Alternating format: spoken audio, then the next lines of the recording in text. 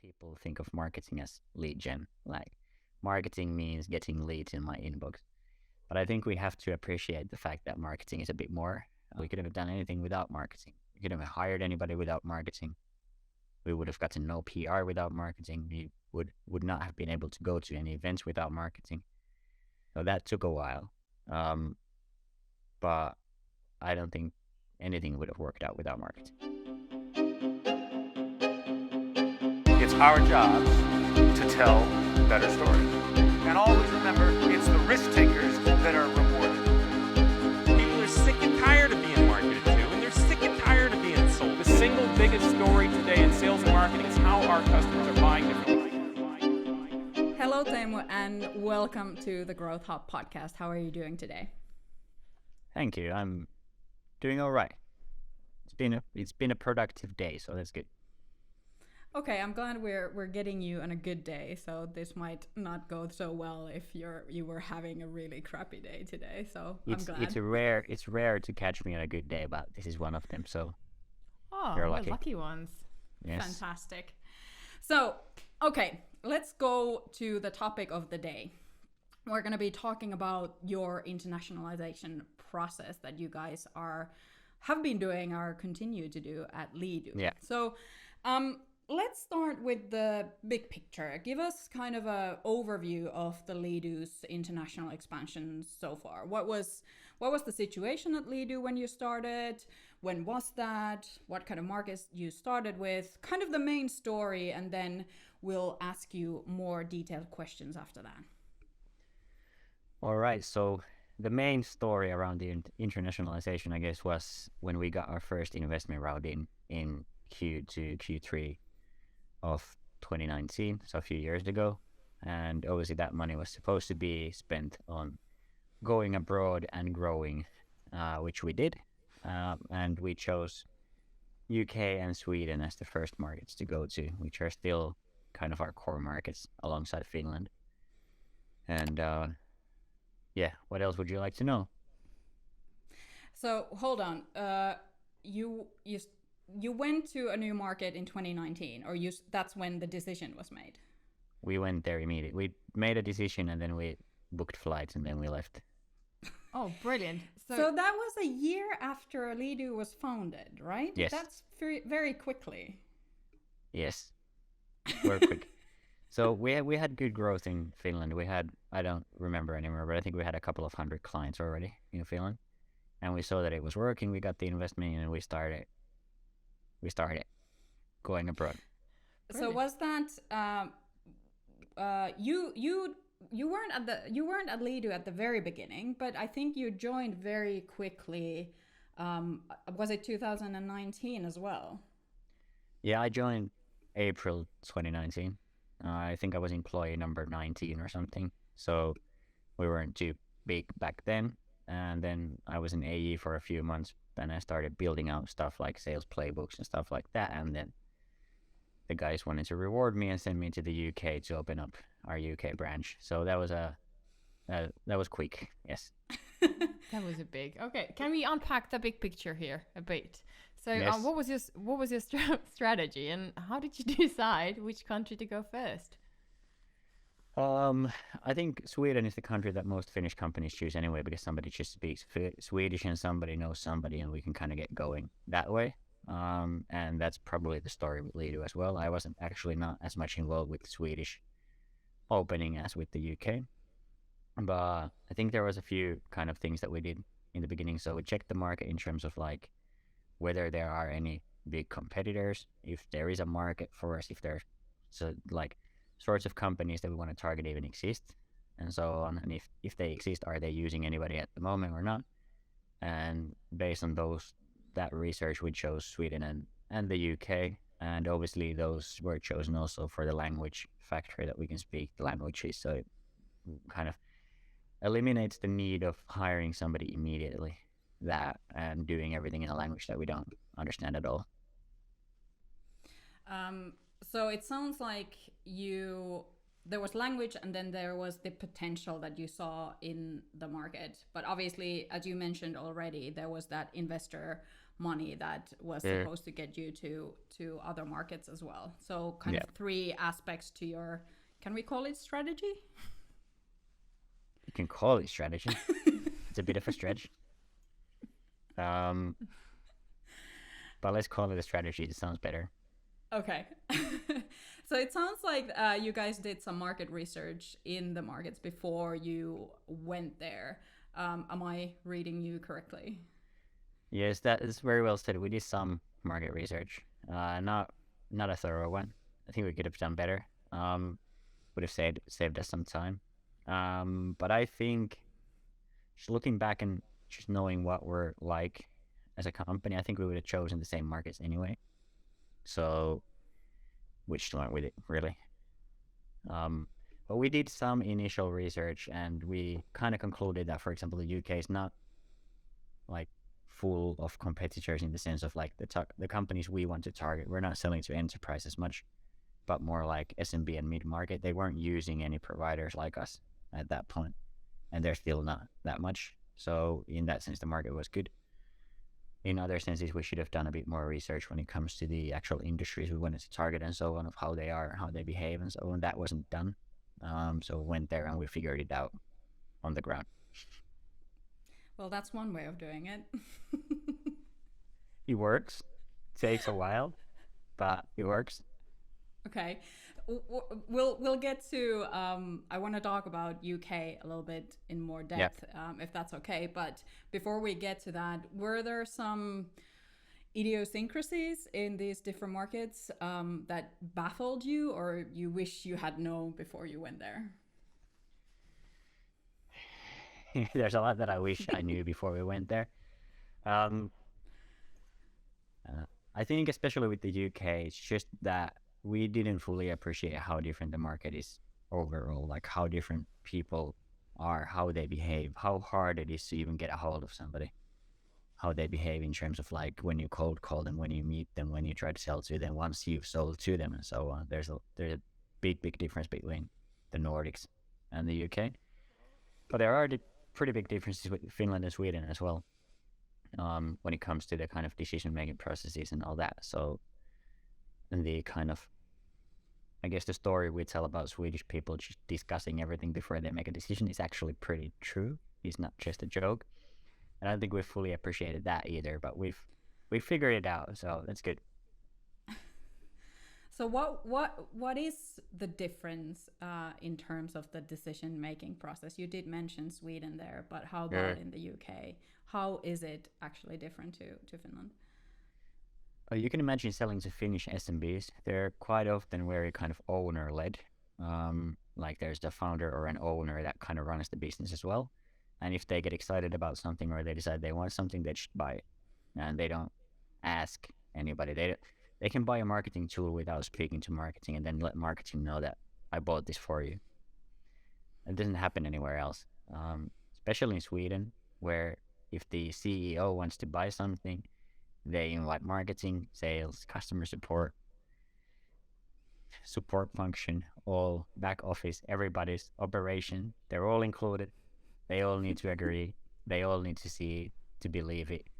But the good thing is when they do agree, then they actually like properly mentally sign up for it as well. So once they've made a decision, they take the tools into use as well. Think better than Finnish people. Finnish people might just buy something and forget that they bought it, and then in a year they're like, never used this. And that's weird. And then in the UK, nobody wants to be the first, but nobody wants to be the last either. So if their neighbor is using it or their kind of biggest competitor is using it, they need it too. But if their competitor is not using it, they're going to say, nobody's using it, I don't care. And they don't care about Finnish references. They don't care about Swedish references. They don't even care about Irish references. It needs to be somebody very close to them, very similar to them to believe. And overall, I think the decision-making process is typically a bit more, what's the right word for this? It's a bit more professional, let's put it that way. Maybe they put a bit more thought into what they're actually doing. Can I just ask a question about the tactics, how you actually did the market research? Did you actually did cold calling or surveys, or how did you guys go about, like physically go about? I think the biggest part of the market research was, well, basically just studying the market in terms of, like, for example, LinkedIn, and seeing how many companies in each category with different filters and so on, like, is there a big potential? And then we simply just looked at their websites of what they do in terms of, do they use some sort of a conversion tool, chat tool, anything on the page? And pretty much nobody did, which led us to think that this is probably a good market for us, because we're going to be able to create the market. There's not much competition in there. So that was the majority of the research. And now if anybody's listening to this episode that actually does market research, yes, I know that's not market research, but that's what we did.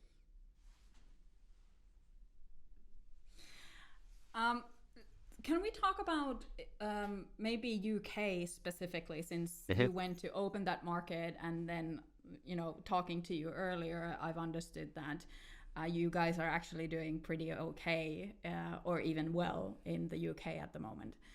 Very well. Very well. Not pretty well. Very well. Very well. Yes, thank you. So, can you walk us through? Just give us, concrete examples. You went there, you hit the ground running. What did you try? What kind of tactics did you try? How did you actually went about setting up the market and trying to get customers there? I think this is a pretty normal startup story, that we went there and we opened up an office and we started hiring people and tried to sell. Like, we didn't really have a very good plan, really, back then. I think it's fair to say that. It worked out one way or the other eventually, but we did make some mistakes when it comes to hiring and processing and tools and prospecting and everything. And we've kind of learned on the go and learned by failing at things, and then changed direction pretty quickly. But at the moment, I think when it comes to the UK market, it's the best run market when it comes to, from kind of prospecting the right ICP companies and people, to how we go about booking the meetings, to how we go about conducting the whole sales process, and then handing it over to our onboarding and to our customer success and so on. And I think it's just because we've had to learn so much while we've been doing it, that it's now pretty well oiled in that sense, and now it works. I think it's the best performing team in the company at the moment. Do you have, like you said, it sounds like a very typical startup story, going to a new market. I do wonder if you think that, okay, hindsight is 2020, but I do wonder if you think that that you had expensive learning lessons there, or you could have done it faster or differently, or are you, now that you look at it, do you think that that's the way it went, that's the way it, there's nothing, we don't need to worry about that anymore? We don't need to worry about that anymore. It's done. It's done. What's done is done. And I'm not saying it didn't go well. Like, from the beginning, I think during the first year-ish, we ended up, I don't remember where, but we had a target of signing up 100 new clients during the first year. We got pretty close. So, like, we did some right calls as well, and it worked out. And, like, if we could have done it quicker or better, probably. Would we have believed if somebody told us that we're doing it wrong? Maybe not. Would I do things differently now? Yes, but obviously we need to learn that first to get there. And we're a bunch of young people that wanted to go to the UK and open it up, and it worked out at the end of the day. So I'm not, like, I don't think we need to regret anything or anything like that. It's just like, next time we open up a new market, I think we have a better plan. Okay, fair enough. That was my question, actually, going to be that. Going to new markets, what is your next plan, or how are you going to actually utilize the information that you already have? But we're gonna come back to that. Yeah. Okay. Can I ask a tiny bit about the marketing, because we are doing a marketing podcast here. Yeah. So what kind of role did the marketing actually play at going to these markets?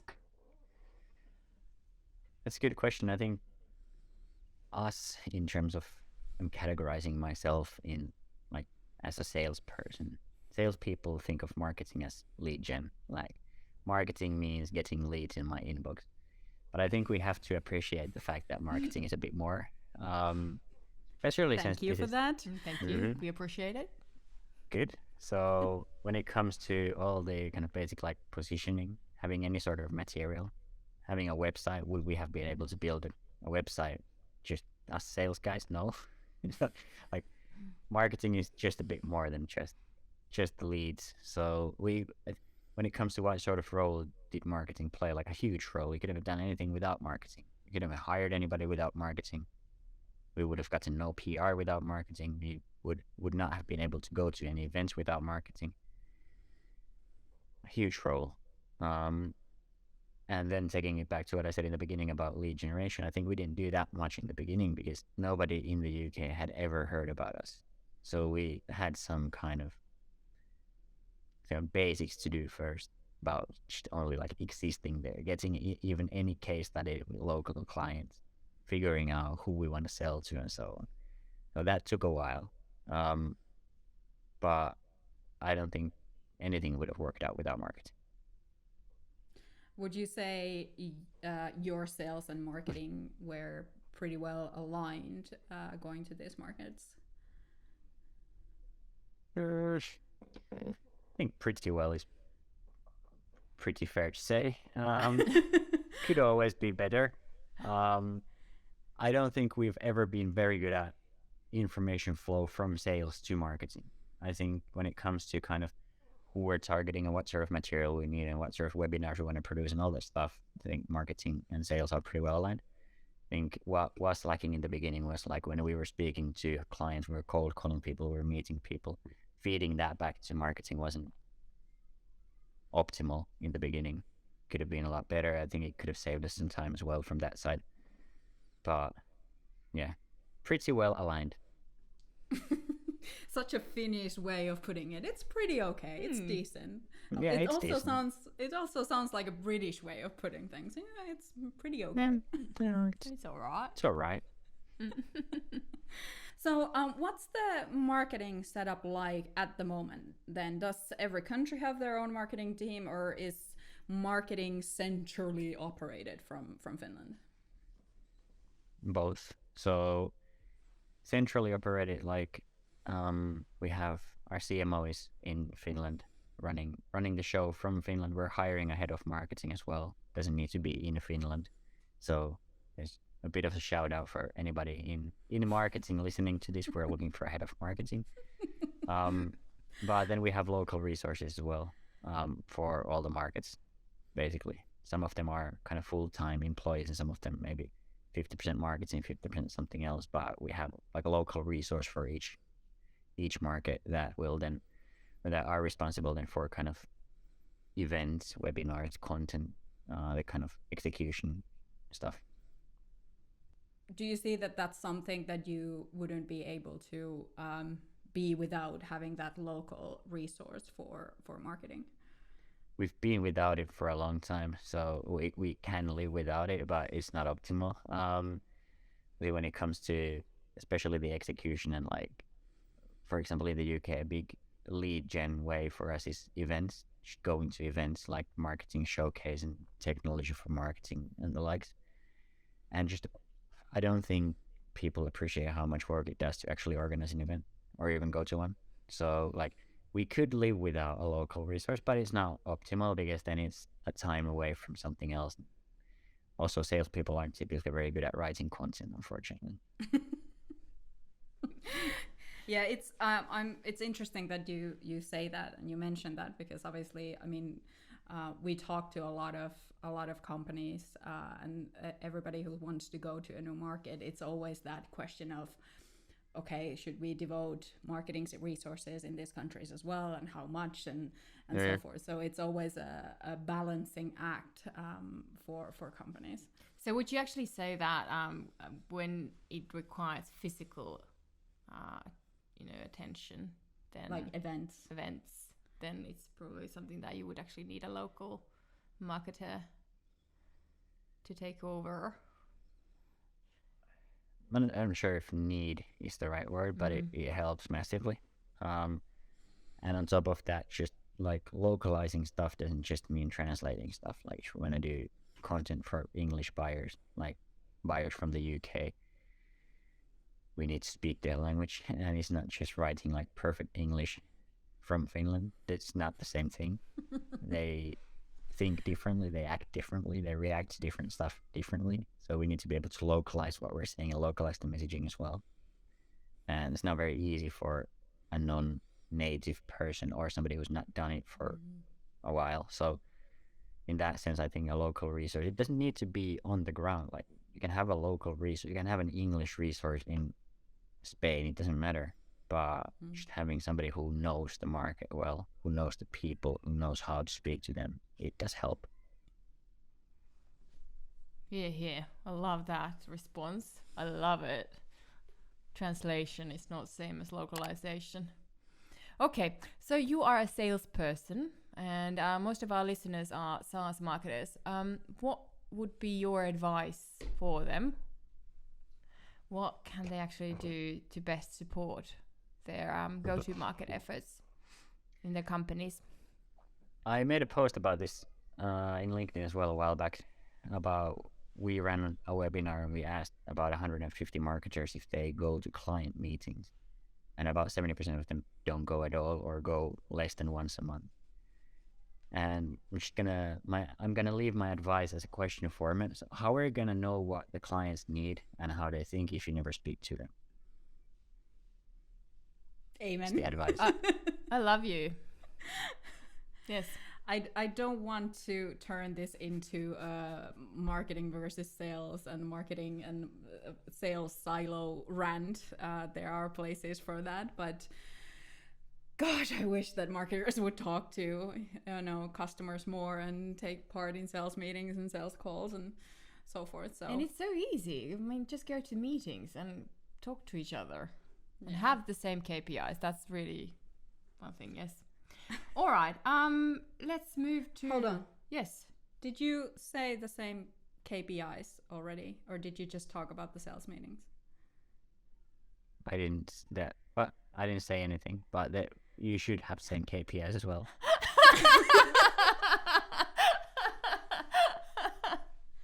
But I didn't say it, no. No, but you should have same KPIs. Okay. Yes. Can we do that so that we'll give a prompt to Teemu? Okay. Okay. So in addition to going to sales meetings, do you have something else that you want to advise marketers about? Well, I think overall sales and marketing should have same KPIs. Like, at the end of the day, it's probably revenue, which matters, growth. That's what we're here for anyway. So you should be aiming for the same things, then you're kind of forced to work in the same team. And apologies for the baby crying on the background. He's not happy for some reason right now. About the KPIs, this is always something that I wonder if marketing and sales should have only the same KPIs, or if there should be something that is different. They have different as well. Do you have an opinion on that? I'm not saying to have only the same KPIs, and obviously it depends on kind of overall the role of marketing, and if you're doing some big rebranding, for example, or thinking about positioning and so on, you can then have same KPIs only. But when it comes to the kind of revenue driving side of things, what you're aiming for is revenue at the end of the day. And how you get there is different, but you're working towards the same target, or should be working towards the same target. And then how you kind of break that into actions and kind of smaller KPIs, it's a different thing. Than sales can be targeted on how many activities or meetings they have, for example. But we're not targeting activities for the sake of activities or meetings for the sake of meetings. What we want to achieve by having more meetings is to generate more revenue. So at the end of the day, it's all the same kind of, should be the same end goal anyway. But typically it's not, unfortunately. I have to ask. I'm not sure if you are willing to tell us, but No, I won't answer this question.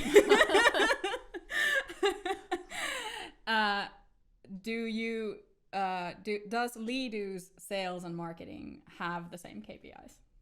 Yes and no. Partially. Okay. We're getting there better and better.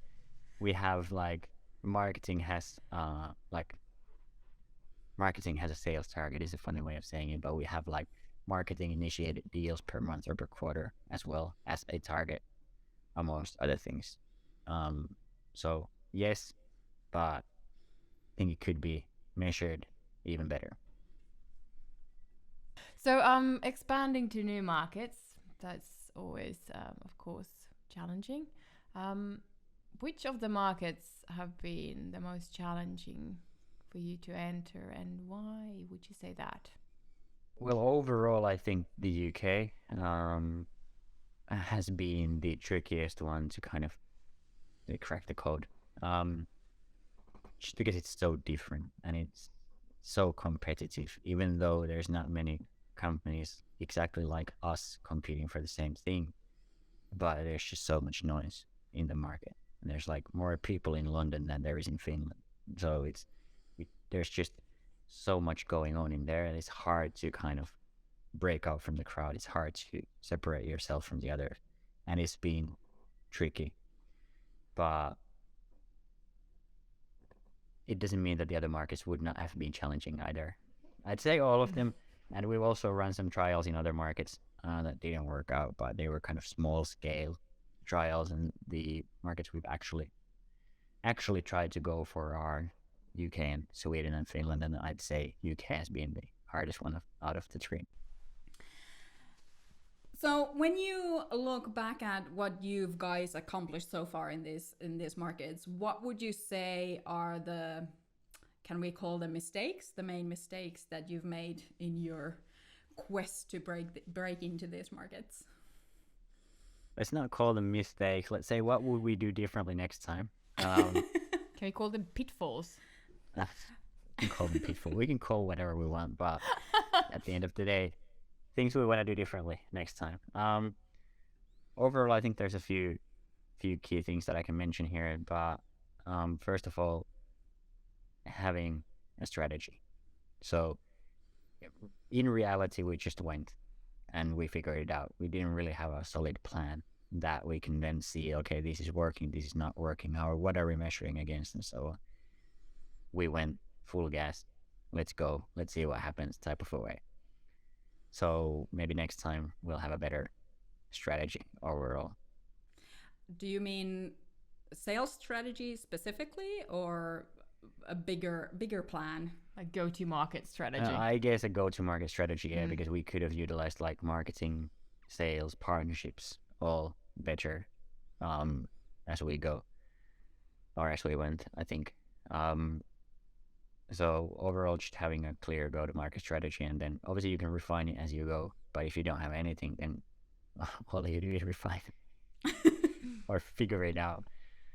And when it comes to that strategy, I think another point that we did initially, and I've spoken to a few startups that are going to UK at the moment, like Finnish companies, and they're doing the same, which is not optimal perhaps, but we tried to replicate exactly what worked in Finland without taking into consideration the kind of local model of how it should have been done. Obviously, we didn't know much about how it should have been done and what the differences were. We've learned as we've gone. But I do see the value of doing it the local way, which, yeah, we didn't. Anybody listening to at the moment, please make note of that point. Replicating your model in one market and taking it exactly like that to a new market, probably not always a good idea. I'm not trying to make you, Teemu, into kind of highlight you or Leadoo here, because you are definitely not the only companies who do this. I see this not only, Finnish companies going to other countries, but I also see this with non-Nordic countries coming to the Nordics and treating all the countries here exactly the same. And then they wonder, why isn't it working? I think you can turn it around, like you said. Like imagine an American company coming to Finland, and just the small annoying stuff they do when they speak to you, and they say your name in every sentence every time they speak to you. It's just very annoying, and that wouldn't work in Finland. Okay, so we have 2 lessons so far. Any other ones? I think this might be even the biggest one, perhaps. But what's really worked for us super well, especially in the UK, is being very, very strict on the ICP. And this kind of goes for sales and marketing, obviously partnerships as well, and all, like the whole go-to-market motion when it comes to having a clear ICP. What sort of companies do we want to target, and who are the people in this company? How do they behave? Who are they? Where do they hang out? How do they speak? What are their problems, and so on? Sales and marketing both should probably know that.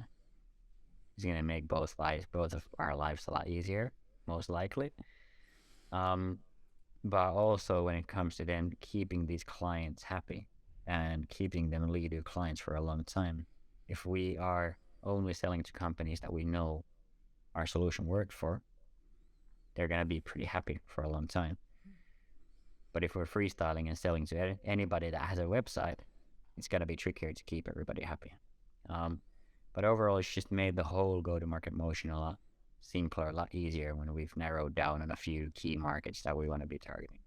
Obviously, it's a bit easier in the UK when the kind of amount of companies is so much bigger that you can be very narrow. It's not as easy in the Nordics, obviously depending on your model. But it's been a game changer for us.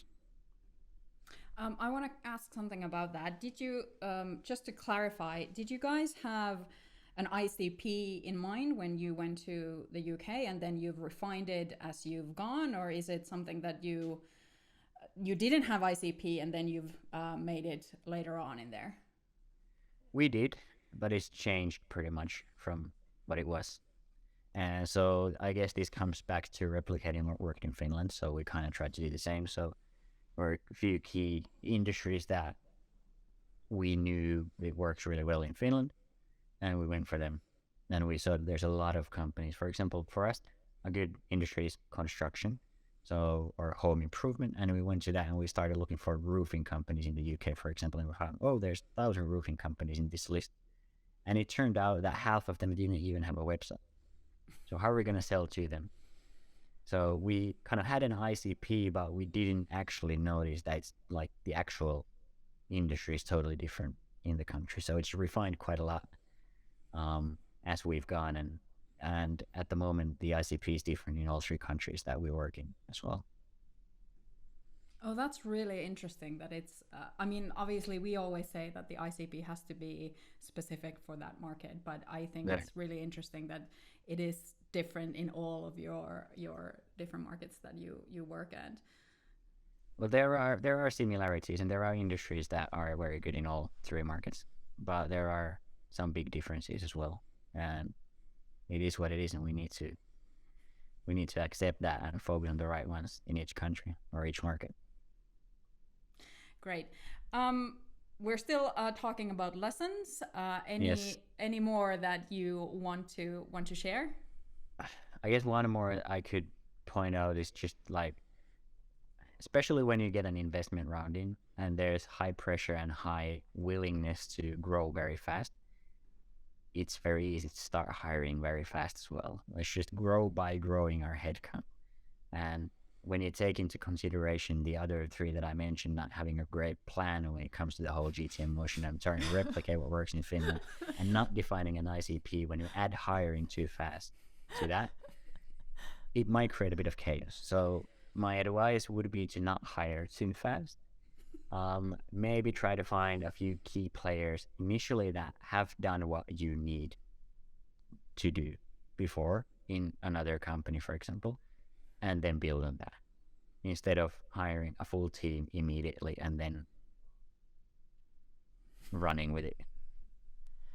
It does sound like the if you go to new markets, there's no way you can kind of avoid making mistakes. It's kind of Yeah. the rule of the thumb, isn't it? That you're about to do some anyway. I think so, and I think it's part of the game, and it, like, you're gonna make mistakes. I think the kind of what then is gonna separate succeeding from not succeeding is how quickly you react to the mistakes, and if you know how to fix them, or if you even try to fix them, or if you decide to just give up. I think a good rule of thumb I read from a book from Kim Weisen was that he has this rule of pi, that everything that you're planning is always going to cost 3 times more than you thought, and it's going to take 3 times longer than you thought it's going to take. And I think that's being quite realistic with us as well. And it is what it is, and I don't think we're the only ones. I love your lesson list because, you know, having a strategy, replicating old model, defining your ICP, it reads like somebody wrote a blog post on Google and then, you know, SEO'd it on Google saying, how do you go to a new market? Or, you know, That is so true. Then it's like, just remember these things. I think even God. if you remember those things, you can still go wrong. So Oh, absolutely. I'm not going to write a post saying do these 4 things and you'll succeed, but I could write it in a way that avoid these, and it'll give you an edge. Yeah, well, you're going to make mistakes, but probably the key thing is to actually learn from them. Yeah. So you already mentioned a few things what you would do differently in your next go-to-market strategy or situational strategy per situation. What would you do? Like if you need to highlight like 3, perhaps? Next country you're going to go to, what you're going to do differently. Yes, and what is that country? I'm not going to answer that. Aww, damn. But I'd say, I think I said it just now as well, but hiring someone who's done it before, it'll just make it happen quicker. You can make it happen yourself as well, but hiring somebody who knows the market well immediately as a first hire helps. Then obviously overall just planning it out better in terms of what are the actual things that need to happen and being realistic about it and having a plan of how to get there instead of having a plan of sell to 100 clients. How are we actually going to get there and break it down better and all the channels and everything. And then when it comes to channels, last thing I'd say, I'd utilize partnerships more. We have a pretty well working partnership model, I'd say, in Finland, in Sweden. We're growing it out in the UK as well. But I think from a market entry perspective, it's a cheaper and easier way to test out a market as well, to go through partnerships in the beginning to kind of see how your offering resonates in the market and how it's perceived, and if there's a lot of competition or if nobody really cares at all and so on. So I'd say that as well. Fantastic. Well, we're running towards the end of our episode. We are very grateful for you, Teemu, for taking us through Leadoo's go-to-market journey over the past few years. I'm still a bit bummed that you're not going to tell us the next country you're going to go to, but you know, fair enough. Keep your secrets. But before our final segment, can you tell us where Leadoo is today? Any numbers you can share? How fast are you growing? And especially since we're talking about international markets, what kind of impact do the different markets have for your growth? Yeah, so I feel like we've only spoken about mistakes and things we haven't done right, but if you think about our numbers, we've existed for a bit over 4 years, and we just a couple of months ago got over 6 million in ARR. So like we've grown pretty fast. And if I was the employee number 19, I think, when I joined, and we're about 85 people now in 4 different countries and everything. So like we've grown okay.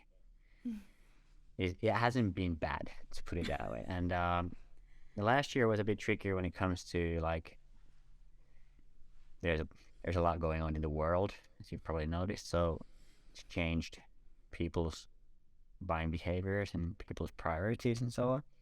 But we managed to grow 40% year on year last year as well, so it was all right. Yeah, what else? Yes, so the market shares or no, I'm going to give you exact market shares, but at the moment, over 50% of our new business revenue is coming from not Finland, which is a target we've been working towards for a while.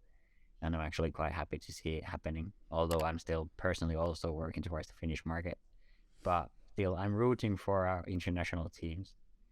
And it's good to see them kind of outgrow Finland when it comes to new business revenue. Well, that sounds really good, and the fact that you grew 40% last year, I think in this current situation, that is actually pretty fantastic. So good for you guys. And I do realize that we ask you to come and learn, come and tell us about your mistakes or learning. So it might sound a bit negative, but we are very grateful that you were willing to do that.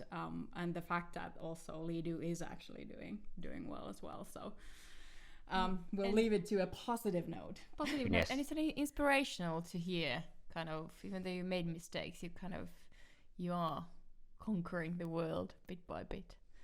And doing bit by bit, we are. Bit by bit, and doing it fantastically. But hey, I think it's now for a last segment of the podcast or episode. Fast five, straightforward. 5 simple questions, 5 simple answers. Are you ready? What books or book are you currently reading? Professionally wise, I'm reading. We're here. Strateginen kumppani, I think the strategic partner from Jan Ropponen, and very kind of salesy book. Another one I'm going to start soon, I need to reread it, is The Challenger Sale. I read it a few years ago, but I want to get back into it because I think it's the model I enjoy most.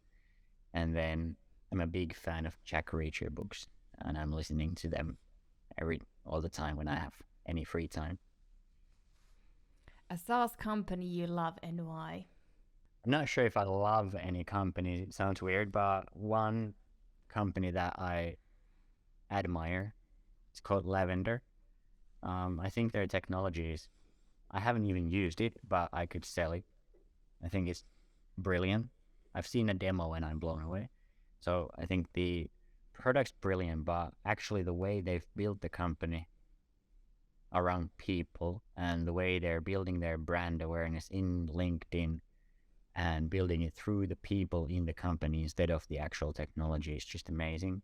And the way they lift each other up in social media and so on is just nuts. So I could definitely work for Lavender somewhere in the future. So I think that's one. What's your favorite place to read about growth? I'm not sure I should say this out loud, but I don't read about growth much. I listen to podcasts. When I'm driving or running or going to the gym or whatever, I have a few that I like. I think the main one that I listen to most is, unfortunately, not yours. It's the what's it called? It's the Cognism podcast, Revenue Champions. They have different sorts of episodes around marketing and cold calling and just go-to-market strategies, and they have interesting guests in there and so on. So that's one of my favorite ones. What is the most important growth metric in your opinion? Growth percentage. Right now in this environment where all is going towards profitability, everybody's working towards profitability. I think lifetime value versus customer acquisition cost and getting that as high as you can is the metric right now. If you can grow, but you're spending too much money on it, it's never gonna work out in this economy. So what is your best advice or piece of advice for SaaS market? Speak to your clients.